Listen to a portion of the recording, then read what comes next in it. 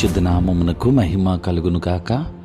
క్రీస్తునందు ప్రియ దేవుని బిడ్డలారా, ప్రభు అయిన యేసు క్రీస్తు పరిశుద్ధ నామంలో మీ అందరికీ ఈ ఉదయకాల శుభములు తెలియచేయచ్చు ఉన్నాను. ఈ దినమంతయు మీకు మీ కుటుంబానికి దీవెనకరముగాను ఆశీర్వాదకరముగాను దేవుడు అనుగ్రహించాలని మీ కొరకై ప్రార్థిస్తూ ఉన్నాను. నేటి దినము కొరకు ఏర్పాటు చేయబడిన దేవుని వాక్యము కీర్తనల గ్రంథం 45వ సంకీర్తన 13వ వచనం. అంతఃపురములో నుండు రాజకుమార్తె కేవలము మహిమ గలది. ప్రియులరా, నేటి దినము కొరకు ఏర్పాటు చేయబడిన ధ్యానాంశము మహిమ నుండి అధిక మహిమకు. ప్రియులరా, మన భూ సంబంధమైన జీవితము మహిమ నుండి అధిక మహిమను పొందు జీవితముగా ఉండాలి.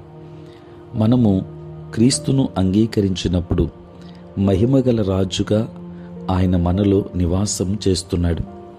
మనలోని మహిమగల విత్తనము అనుదినము క్రీస్తు స్వరూపములోనికి ఎదుగుచున్నది. మనము సంపూర్ణమైన మహిమ వైపు సాగుచున్నాము. ఇది ఎంతో గొప్ప అనుభవం. ప్రియులరా, దేవుడెవరిని ముందు ఎరిగినో వారు తన కుమారునితో సారూప్యము గలవారుగుటకు వారిని ముందుగా నిర్ణయించెను అని రోమాపత్రిక 8వ అధ్యాయం 29వ వచనములో చూస్తాం.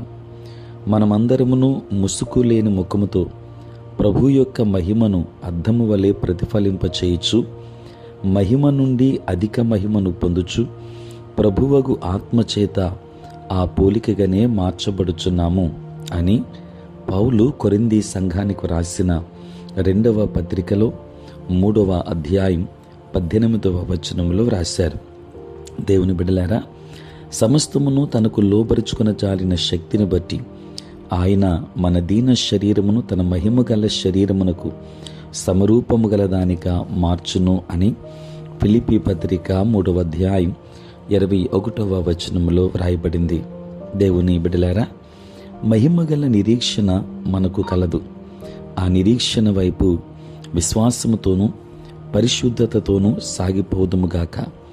ఆ నిరీక్షణ ఎన్నడూ వ్యర్థము కాదు. మన ప్రభువును రక్షకుడైన యేసుక్రీస్తు త్వరగా వచ్చును. ఆ సంపూర్ణ మహిమను పొందుటకు మనము ఏమి చేయాలి? మనము చదివిన వాక్య భాగమునకు ముందు వచనములో ఆ రహస్యాన్ని మనం చూస్తాం. స్వజనులను తండ్రి ఇంటిని మరుచుటను బట్టి ప్రభు మన సౌందర్యాన్ని కోరుకొనుట జరుగును. అనగా పెండ్లి కుమార్తెగా ఉండుటకు పిలువబడిన మనము పాపం విషయమై మరణించినప్పుడే ప్రభు యొద్ద నుండి పరిశుద్ధతను కోరుకోనగలం. ప్రియులరా, పాత జీవితము లయమైపోయినప్పుడే మహిమగల జీవితంలో మనము ప్రవేశిస్తాం.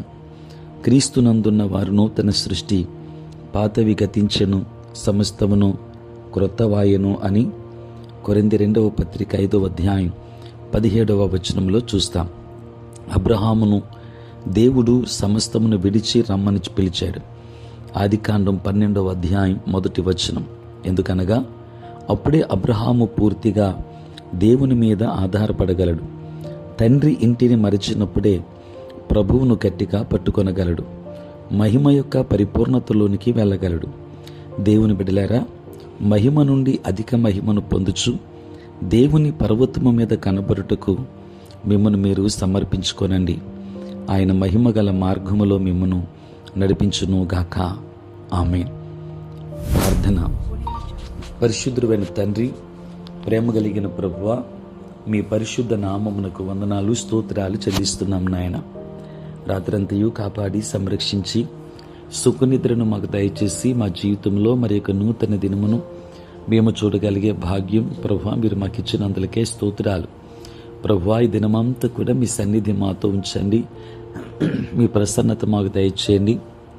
నేటి మా పనులలోనూ ప్రయాణములలోనూ పరిచర్యలోనూ తండ్రి మీరు తోడుగా ఉండండి. మా దినచర్య అంతటిలో కూడా మీ సహాయమును అనుగ్రహించండి తండ్రి. ఉద్యోగస్తులు, వ్యాపారస్తులు, కష్టపడి పని చేసుకుంటున్న బిడ్డలందరినీ దీవించండి నాయన. చదువుకుంటున్న బిడ్డలకు కావలసిన జ్ఞానమునివ్వండి. దూరదేశాలలో, దూర ప్రాంతాలలో ఉంటున్న బిడ్డలందరినీ దీవించండి ప్రభు. మీకు వందనాలు చెల్లిస్తూ ఉన్నాము నాయన. ఈ సమయంలో పుట్టినరోజు పెళ్లి రోజు జరుపుకొనుచున్న బిడ్డలను దీవించండి. నూతన ఆశీర్వాదములు వారికి దయచేయండి.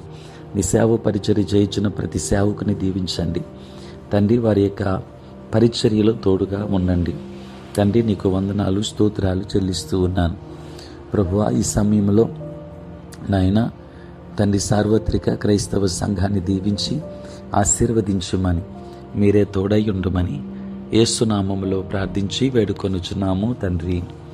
ఆమేన్. తండ్రి, కుమార, పరిశుద్ధాత్మ త్రియేక దేవుని దీవెన సదా మీకును మీ కుటుంబానికి తోడై ఉండును గాక. ఆమేన్.